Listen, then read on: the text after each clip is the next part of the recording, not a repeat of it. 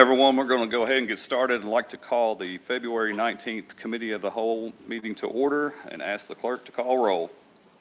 Councilmember Smith, Councilmember Stallings. Here. Councilmember Marsh. Here. Councilmember Crabtree. Here. Councilmember Craig. Here. Councilmember Martin. Here. Councilmember Sumner. Councilmember Meek. Councilmember Bogard. Present. Councilmember Velez. Here. Councilmember Bell. Here. Councilmember Dowd. Here. We have a quorum. All right, if you're able, please stand for the pledge. Pledge allegiance to the flag of the United States of America and to the republic for which it stands, one nation, under God, indivisible, with liberty and justice for all. All right, item 4, approval of the minutes from our January 22nd, 2026 meeting. I'll make a motion. Second. All right, we have a motion and a second. Any further discussion there? All those in favor say aye. Aye. Any opposed? All right, that passes. Item 5A, Administrative Matters, Hopkinsville Christian County Public Library. Ms. Tiffany Luna, you are up. Good evening. Good evening. So I wanted to come and give all you guys a quick update on things that have been going on in the library this past calendar year 2025. And I'm going to start with our renovations. So our renovations were, we were under renovation for the first 9 months of 2025, and those were completed. And I would like to note that our services were barely interrupted during that time. We continue to have programming, provide passport services. We added notary services during that time, and we were able to provide all our services in that condensed space. In September, the community joined us for a ribbon cutting ceremony celebrating the grand reopening of the second floor. The newly renovated space features a enlarged children's area, 2 meeting rooms, new bathrooms, and Chapter 0, which is a space the teens of the community named, and it is their own teen space. Only teens are allowed in there, no adults, no younger siblings, just teens. Next slide. Also, during 2025, we had our summer reading program, which is an annual event here at the library. The books read by children ages 4 and younger, there were 3,360. Reading hours logged, 9,978, and registered participants, 552.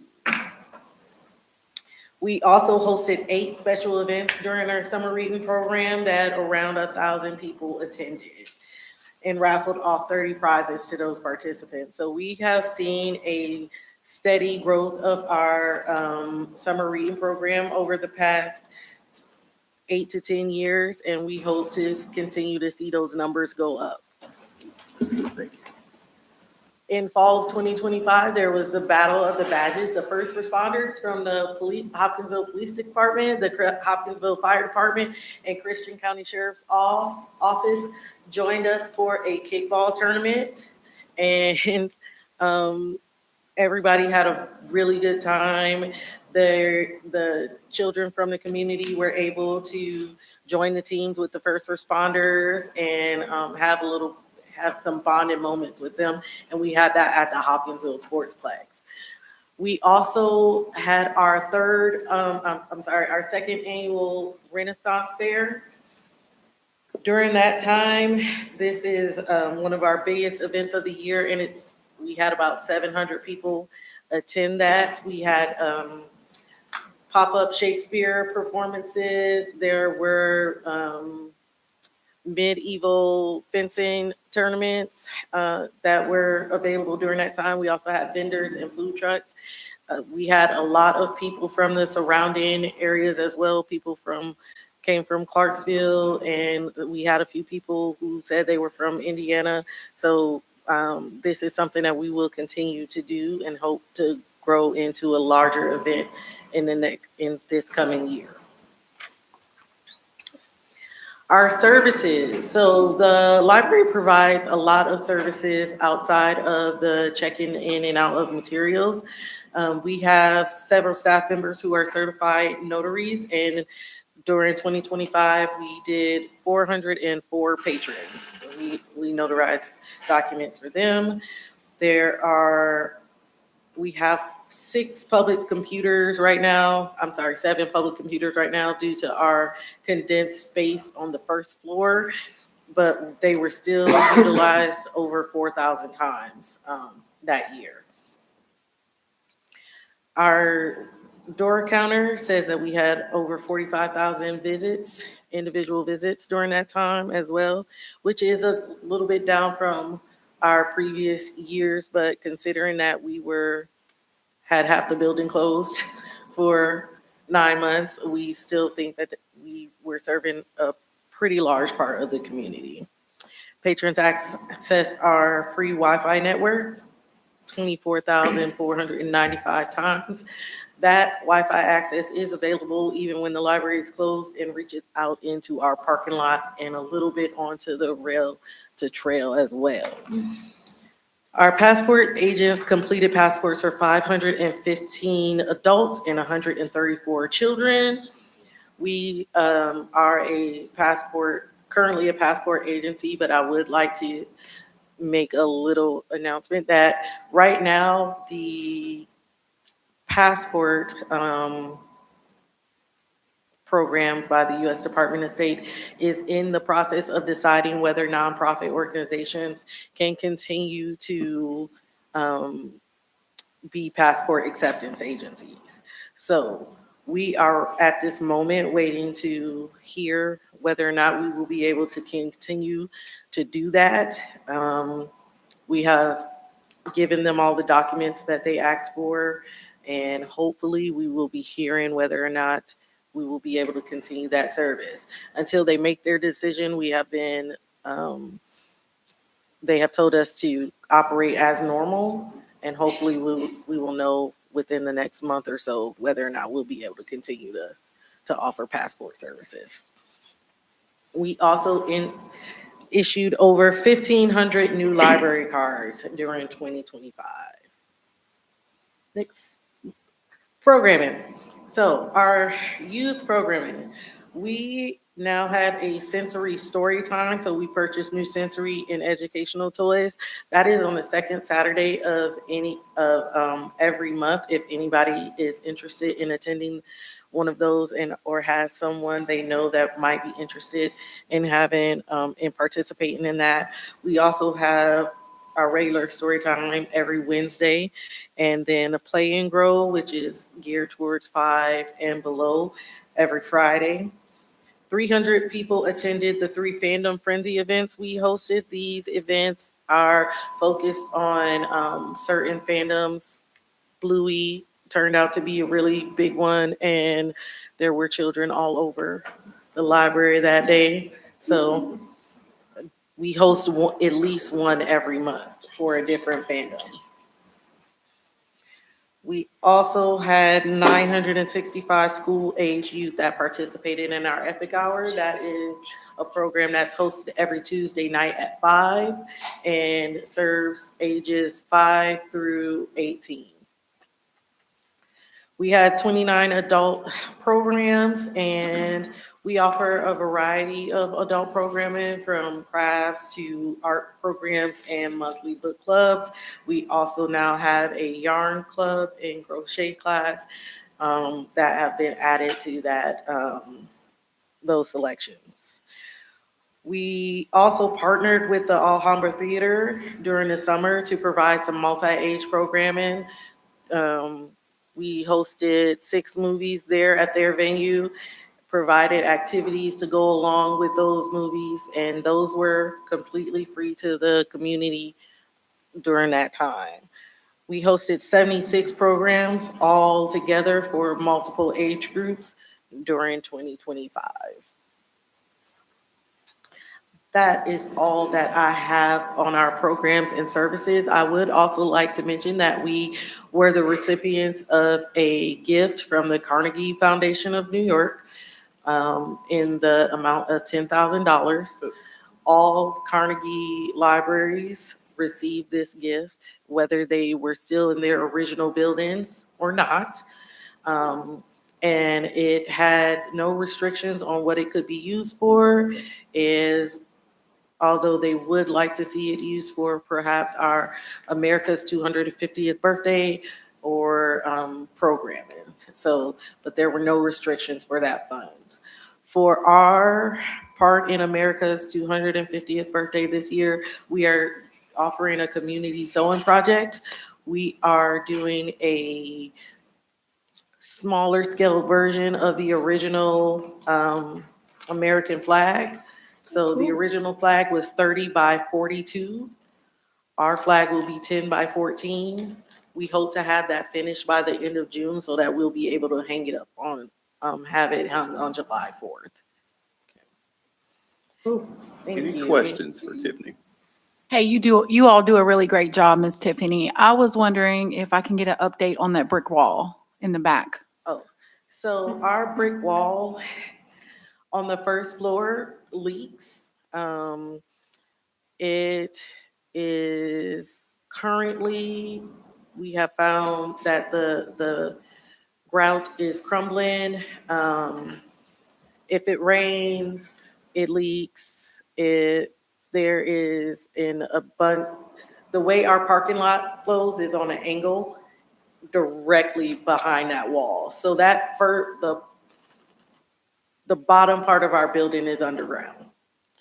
Whenever it rains too much, that wall leaks. We have had to remove bookshelves from that back wall because the brick was falling off. There was water getting on the books.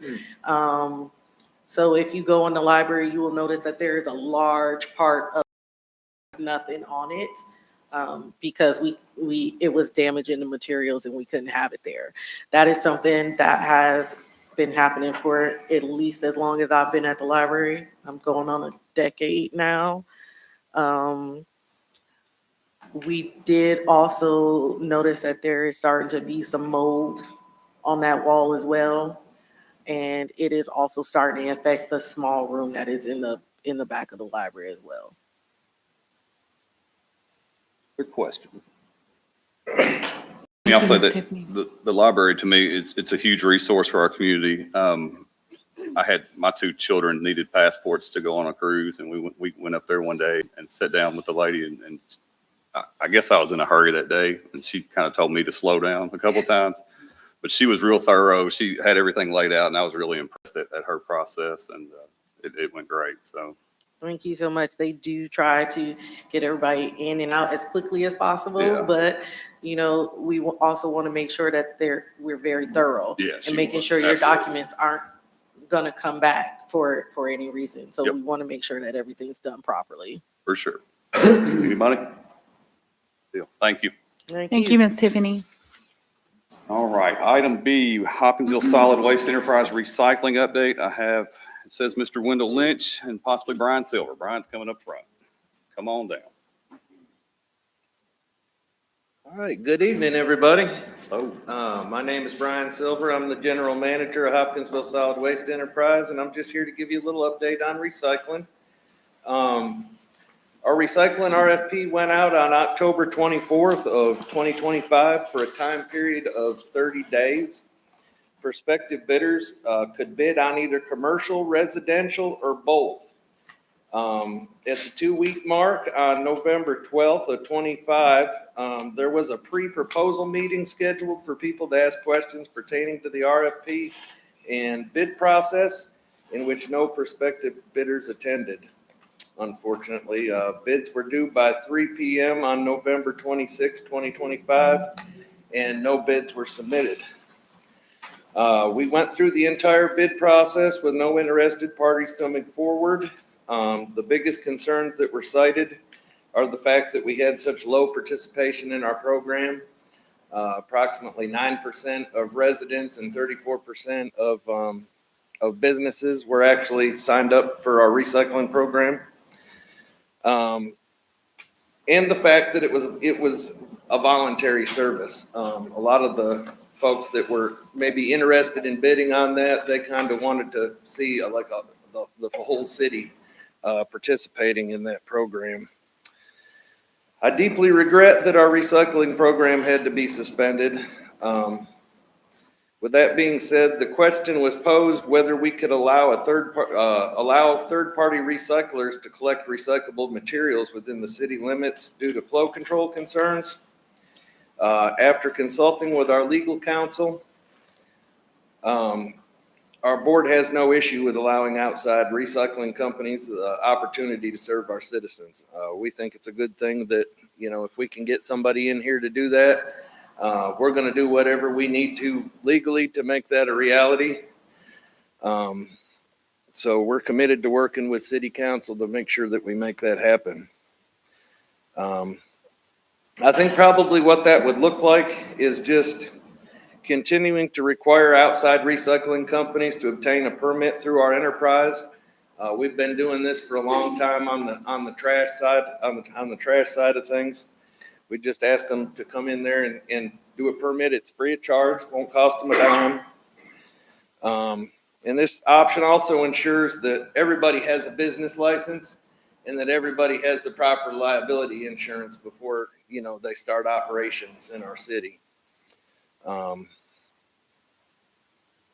Additionally, an alternative waste disposal permit, we could issue that, and that would just allow them to take that material outside the city limits and dispose of it wherever they deem is the easiest place to dispose of it at.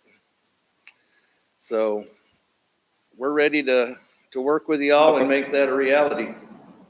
So I'll ask Doug at this point, does that require an ordinance change? Are we there? It might, and I've talked with Mr. Askew recently about that. In the event that there's an application for a permit filed and there's any ambiguity in our ordinance, then my recommendation would be, after consulting with Mr. Askew and Solid Waste, would be to bring a proposal back to council to remove that ambiguity. So yes, there may be council action necessary. Okay, all right. Any questions? I got a quick. Yes, sir. Go ahead, Joe. You go ahead, Brian, I'll finish up. Okay, I just have a question concerning other municipalities in our area.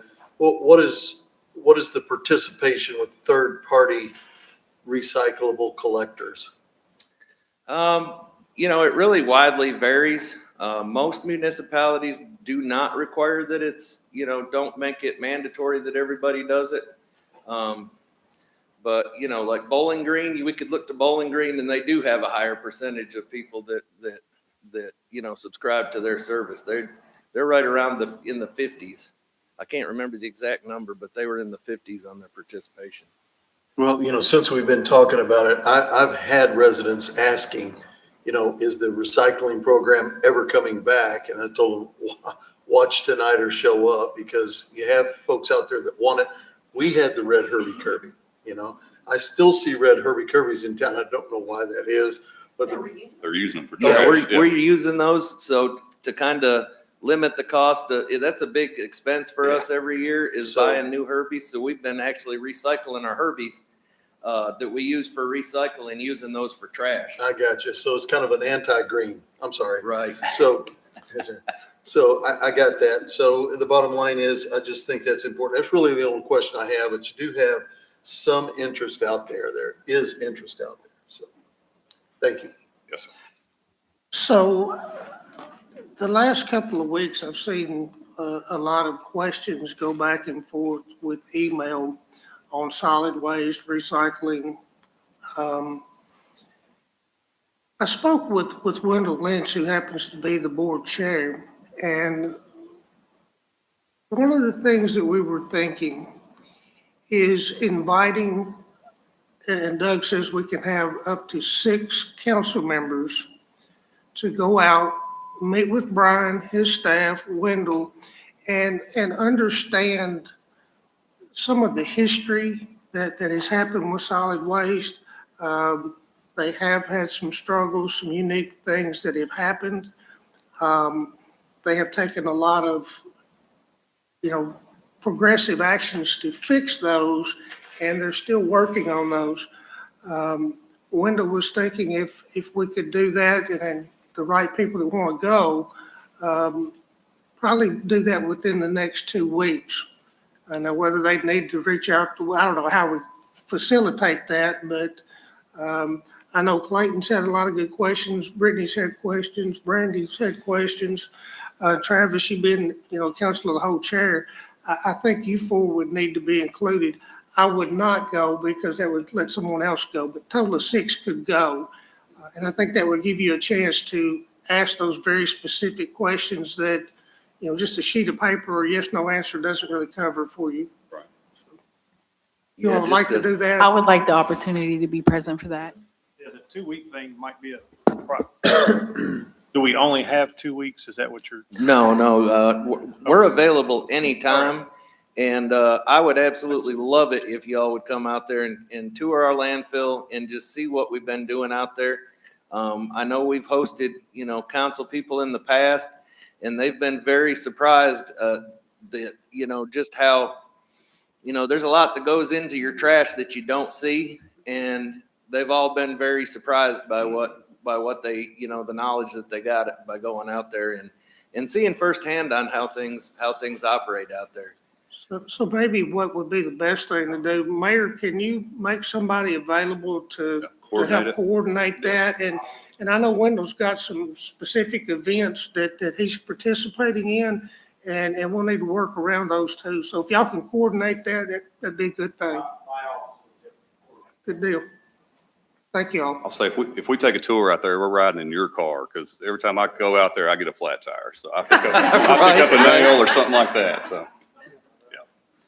So any other questions? Every time, literally.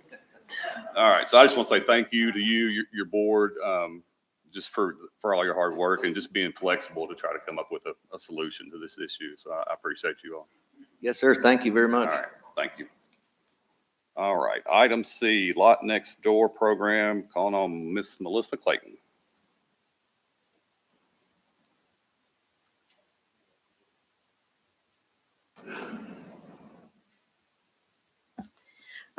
Good evening. I'm Hi. sorry, Lauren had something come up and couldn't be here with us tonight, so I'm gonna go through her presentation, and give you guys an update on the Lot Next Door program.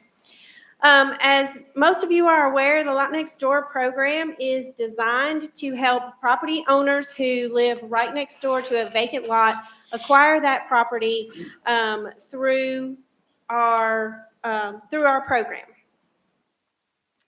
So the program was launched in 2021, and it takes all that are the city's having to go out and that nobody's taking care of. It allows these properties to go back on the property roll. Instead of being money takers, they become money generators for us.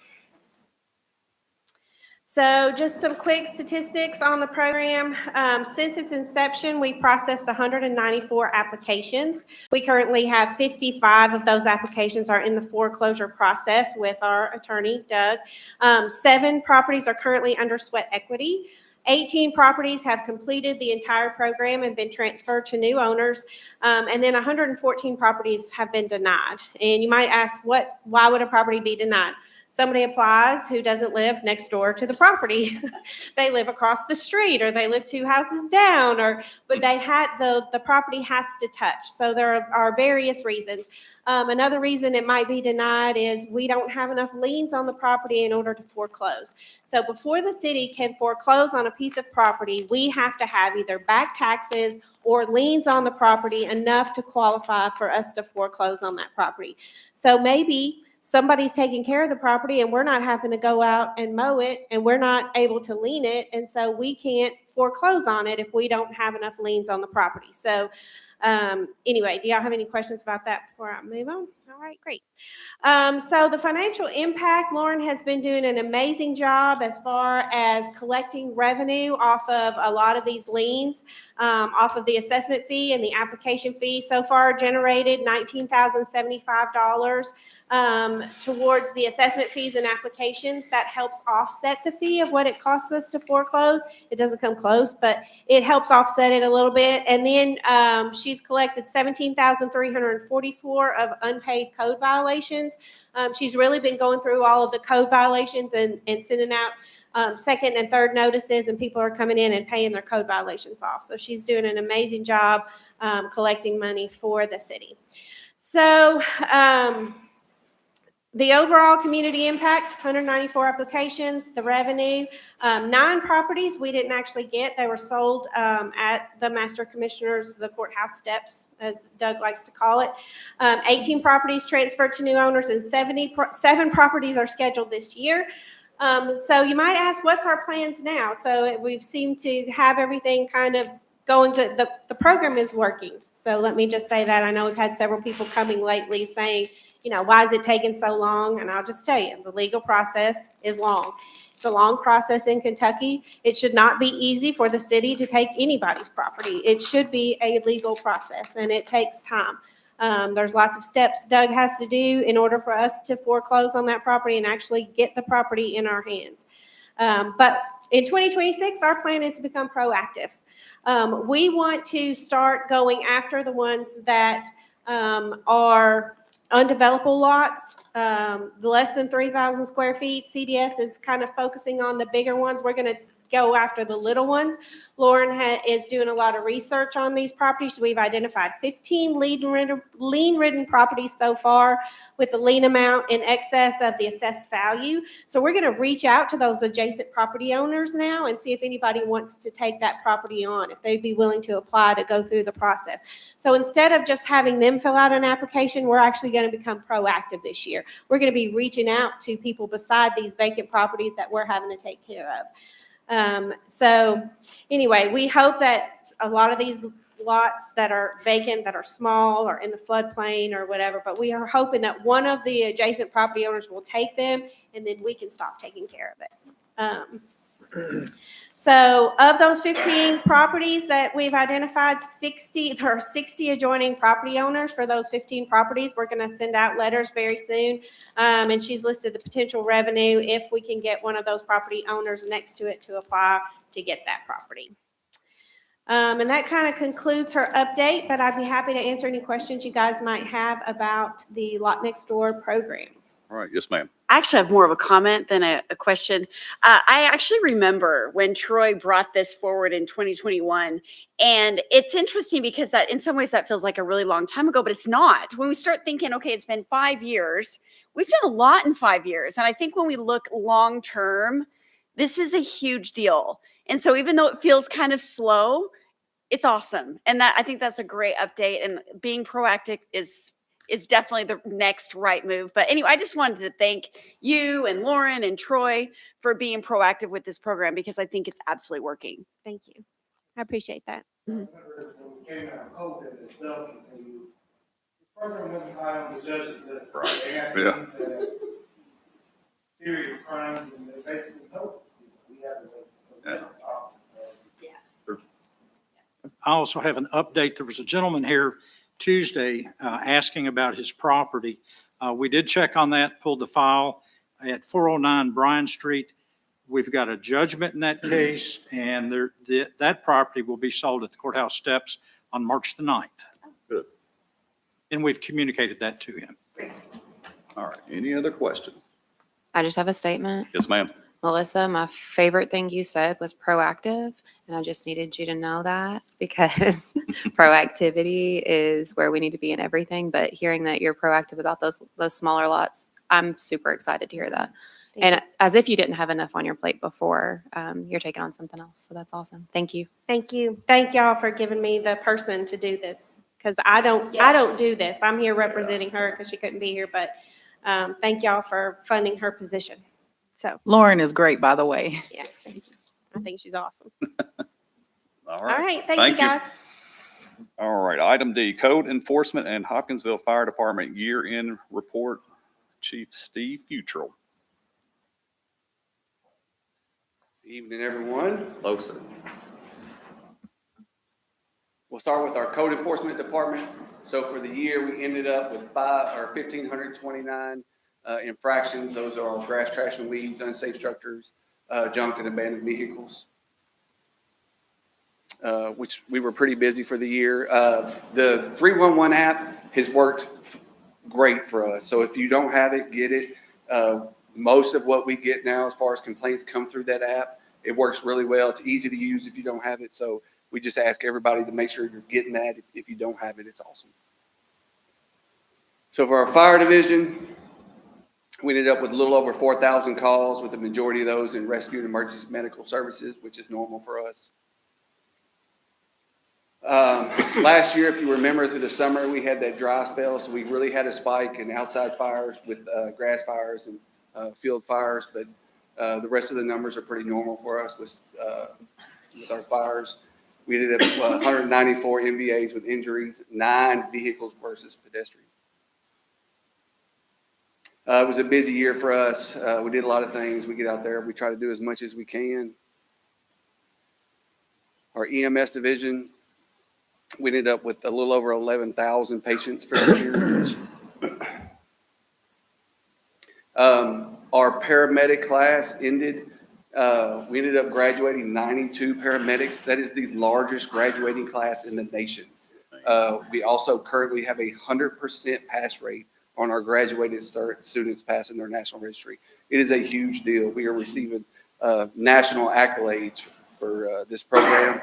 We are starting it again. We have had services from all over the state and other states ask us. So in August, we will start this program over. So for the year, we did a lot. We opened the station, the paramedic class. We ended up buying a boat, as y'all know, which we're getting that ready for the spring. 18,000 training hours, added 12 firefighters, and did our cancer screenings for the first time. If you remember last year's budget, you approved us to provide cancer screenings for our department, which was huge. It actually caught a couple things for us, which helped our employees. It was a huge deal. We will do that every year going forward.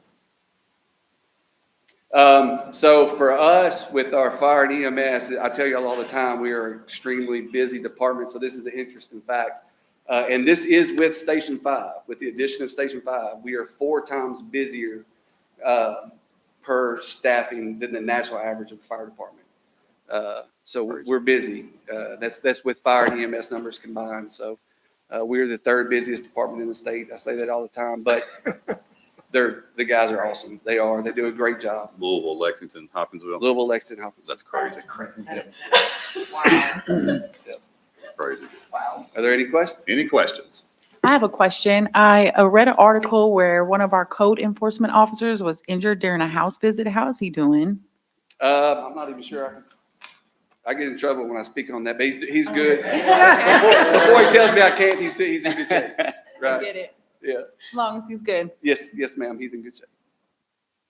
Anything else? Yep. So if we go back to the EMS slide, 11,000 runs. Now, those are 11,000 ambulance runs? Yes. Okay. What percentage of those or number of those could the individual be transported in another vehicle other than an ambulance or scaled down ambulance? And I mean, I know some go to dialysis. Some, right. It's tough. And we talk about that a lot. We have a lot of patients that go, but different people see things different ways, and everybody's emergency is different to them. Some people have never had chest pain or never had a broken finger or any of that stuff, or just be scared and have an anxiety attack and not know what's going on. So we just transport because, and then also a lot of times we find people that don't think they're having an emergency are actually having a true emergency. We don't know that till we get them to the hospital. So we treat everybody's emergency gets treated the same. But we do have quite a bit of that. Well, I was thinking more of the people that go to dialysis, for example. I had a family member that went to that, and if there was a way to maybe, they didn't need the level of support that. For things like that, as far as the ambulance service goes, we don't transport dialysis patients unless they're required to be on a stretcher. Got it. So Okay. yeah, that's the only time we would transport something like that. We're stretcher service only. You keep doing what you're doing. Yeah. Doing all right. Thanks. You're doing good. Yes, Doing sir. all right. Any other questions? Thank you so All much. right, thank you. All right, monthly agency board council appointee report, Ward 12, Councilmember Drawd. All right, I've got a couple of highlights for the museum. Probably the biggest one right now is that the museum will be celebrating its 50th anniversary this year. It hasn't been announced yet, but the museum is working on, they're going to have a special exhibit featuring 50 artifacts from the collection and a birthday barbecue on Saturday, July 11th. The first 15 artifacts are on display. But then again, we're still working on the details for that program. Probably one that everybody's wondering, the Fire Transportation Museum. The brickwork was completed in late November, and we're actively working through estimates for window repair and replacement and on repairs on the clock tower. The museum board has also just voted to conduct, we just did this at the last meeting, a building analysis to determine the needs for further rehabilitation to the structure. This analysis will involve an assessment of the existing conditions of the building, a preliminary design based on these assessments and on the needs of the museum, and an option of probable cost for the rehabilitation. We hope to have this report in hand by June 30th. Last but not least, the Edgar Casey Hometown Seminar will be held the weekend of March 20 to 22nd. More information on the website if anybody's interested in joining that or participating in it. And that's all I've got. All right, thank you, ma'am. Item number 6, unfinished business. We don't have any unfinished business to discuss, so we'll go to number 7, new business. Item A, guidelines for economic development. We'll turn it over to Mr. Willing. If you can look at page 29 in your packet, you'll recall that the Economic Development Committee presented a report of their findings and recommendations. And based on that, I was asked to draft guidelines pursuant to those recommendations.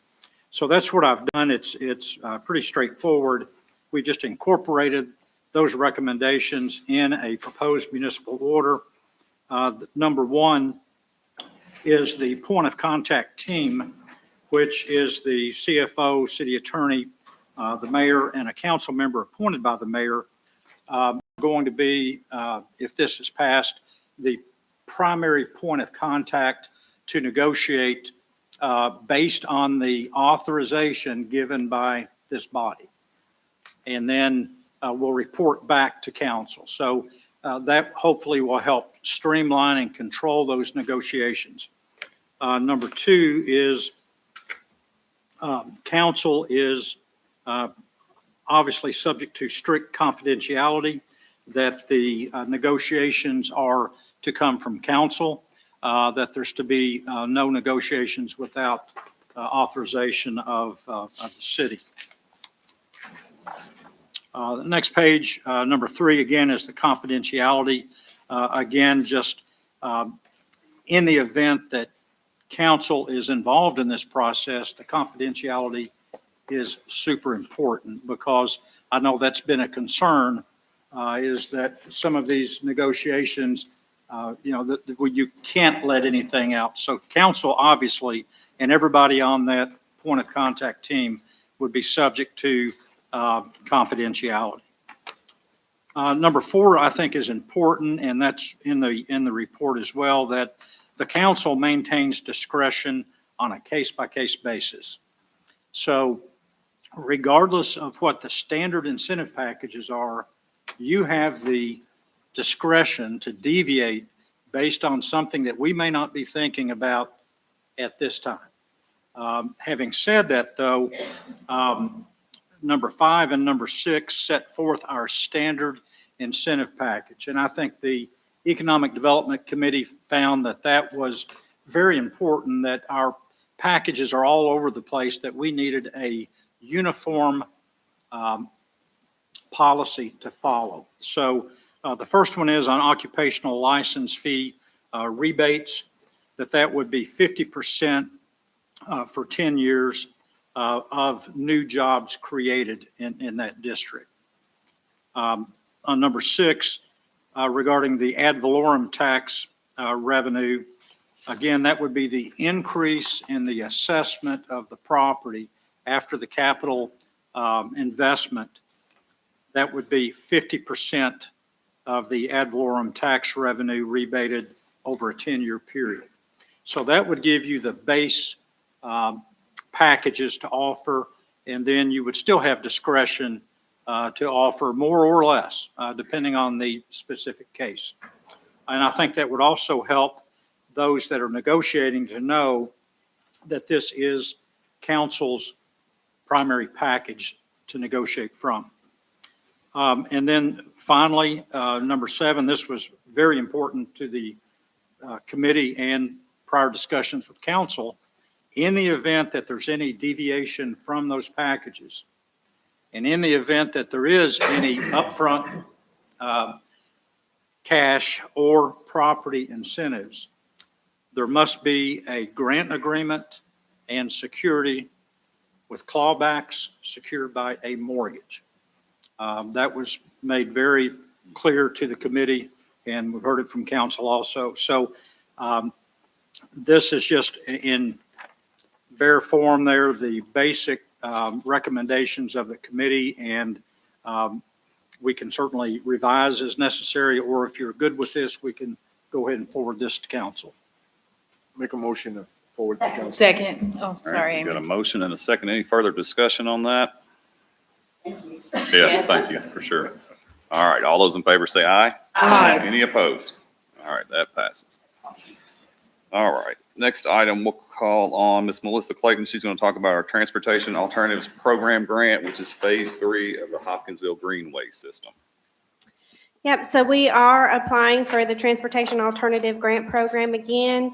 It has a 20% match. The current costs are listed on page 31 in your packet, and we're just looking for a motion to be able to apply for this grant. Any questions? I'll make a motion. I'll second. All right, motion and a second. Any further discussion on this? I have a question. Yes, sir. So if we were to get this grant, what is that going to get us? Yeah, it will finish it. The third section of the rail to trail will go over the bypass into Tiebreaker Park. So this is going to cross the, Yeah, it'll it's be going to cross the bypass. a bridge over.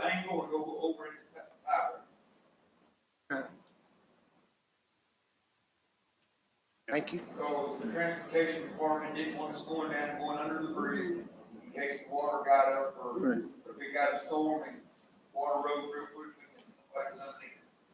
Not due to us having to walk. No way.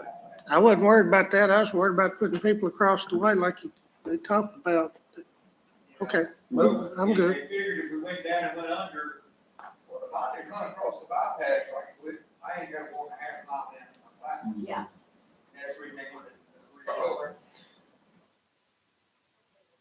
So Well, that's what I'm saying. Well, that's- We're going to end at the water park, which Well, is my a question was whole going to be, different. are we all still thinking about that?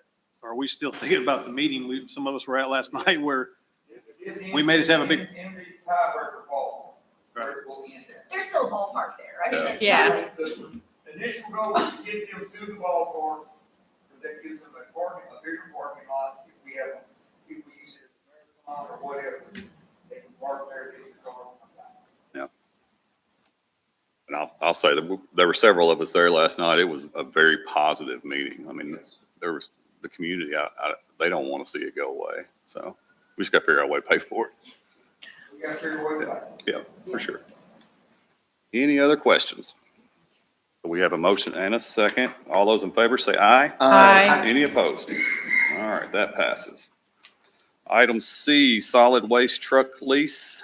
You might as well just stay up there all I'm night. staying right here, Pull your yeah. chair It's up me there. again, me again. We're bringing before you the ordinance that city council has to pass in order for solid waste to participate in their truck lease program.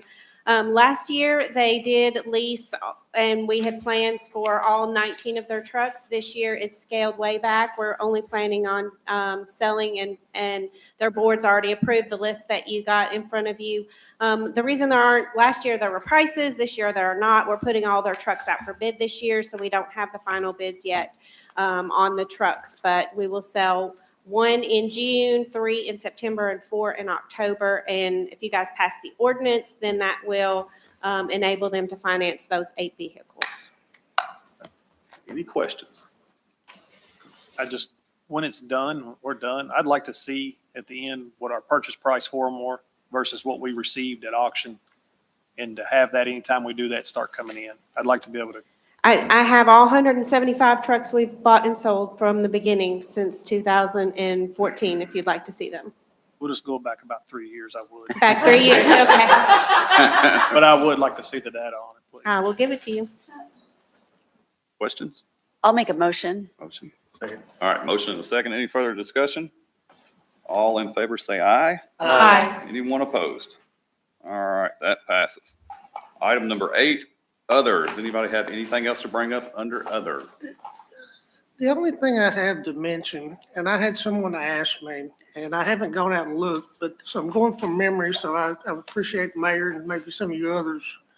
Someone asked me the other day, said, can I run for city council now? I didn't run before. I'm not on the ballot. Can I run? My understanding is the answer to that question is yes. Mhm. And they asked me, well, how would I do that? Probably the easiest thing to do is go to the courthouse. You'll get a document. You'll get 2 people to sign it, notarize, pay your $50. You are effectively on the ballot in the general election in November, and you run your campaign and do whatever. So is that, Doug, you agree with that? Independent, correct? Yes. That's, but yeah, you would be running as an independent. Correct. But they You have could until do June it. 2nd or 9th in order to Yeah. file as an independent. I think it's the same. What's that? It's either June 2nd or 9th. Ninth. You could file as an independent in Yeah. order to run in the general. So, Yeah, the Christian County Clerk is pretty good with, I mean, they've got a thing on there, I think, that outlines it all. I was asked a question. I was asked to address it. So Yeah. there we go. Right, anything else? No? All right, item number 9. Motion to adjourn. So move. Second. Second. All right, all in favor, say aye. Aye. All right, we are adjourned.